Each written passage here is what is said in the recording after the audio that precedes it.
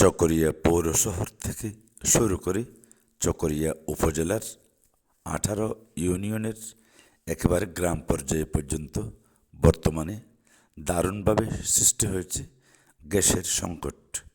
আজকাল মানুষ একেবারে অলসতার কারণে লাকড়ি থেকে বিচ্যুতি ঘটিয়ে তারা সকলে একই কাতারে সামিল হয়ে গ্যাস ব্যবহার করে আসছে দীর্ঘদিন যাবৎ।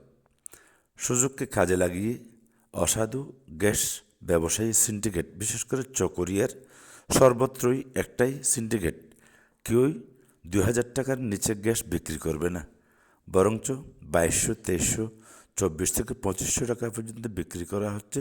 অথচ সরেজমিন দেখা গেছে চকরিয়া পৌর শহরের ওয়াবদা রোড থেকে শুরু করে থানা সেন্টার, চকরিয়া বাস টার্মিনাল এলাকা, চকরিয়া থানা রাস্তার মাথা, চকরিয়া সিরিঙ্গা পুরাতন বাস স্টেশন, হালকাকেরা, বাটাখালী, তরসঘাট, তারপর ফুলতলি থেকে শুরু করে অন্যদিকে বাটাখালী ব্রিজ পার হলেই সর্বত্রই একইভাবে দেদারসে বিক্রি করা হচ্ছে চড়া দামে গ্যাসের সিলিন্ডার।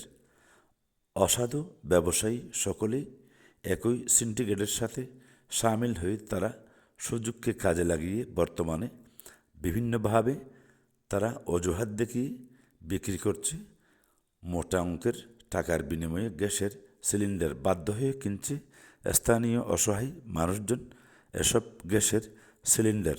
কোনোভাবেই প্রশাসনের তোয়াক্কাই করছে না তারা, অথচ দেদারসেই এসব বিক্রি করা হলেও সংশ্লিষ্টরা একেবারে বেমালুম। দেখা গেছে রাত দিন 24 ঘন্টা মিলেই চট্টগ্রাম থেকে ছেড়ে আসছে শত শত ট্রাক ভর্তি গ্যাসের সিলিন্ডার। যেসব পাইকারি এবং খুচরা বিক্রেতা সকলেই একটাই আওয়াজ তুলে অসহায় মানুষকে জিম্মি করে মোটা অঙ্কের টাকার বিনিময়ে বিক্রি করছে গ্যাস।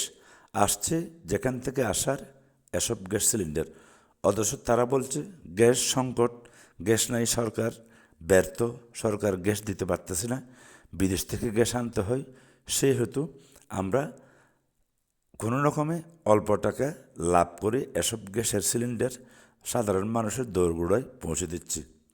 দেখা মিলছে এসব ব্যবসায়ীরা বিভিন্নভাবে দোকানের পিছনে গ্যাসের সিলিন্ডার লুকিয়ে রেখে কেবল একটাই আছে ভাই, অন্যজন এটার কন্ট্রাক্টে আছে, আপনি চাইলে 2400 টাকা দিয়ে গ্যাস নিতে পারেন। মাঝে মধ্যে দেখা যায় অনেক ব্যবসায়ীরা কৌশলে দিনের বেলায় সকালের দিকে কিছুক্ষণ দোকান বন্ধ রেখে তালা মেরে বাড়িতে চলে যায়, আবার বিকেল নাগাদ দোকানে এসে দেদারসি বিক্রি করে গ্যাসের সিলিন্ডার। সংকটের কথা তারা কেবল বলছে, সাধারণ মানুষজন যাতে কিছুই বুঝতে না পারে। এ বিষয়ে ক্রমশ এলাকার জনসাধারণ ফুঁসে উঠছে। যে কোনো মুহূর্তে অপ্রীতিকর ঘটনা এড়াতে সংশ্লিষ্ট প্রশাসন, বিশেষ করে থানা প্রশাসনের নজরদারি প্রয়োজন। অন্যদিকে জনস্বার্থে চকরিয়া উপজেলা প্রশাসনের পক্ষ থেকে ভ্রাম্যমাণ কোর্ট, মোবাইল কোর্ট পরিচালনা অতীব জরুরি হয়ে পড়েছে।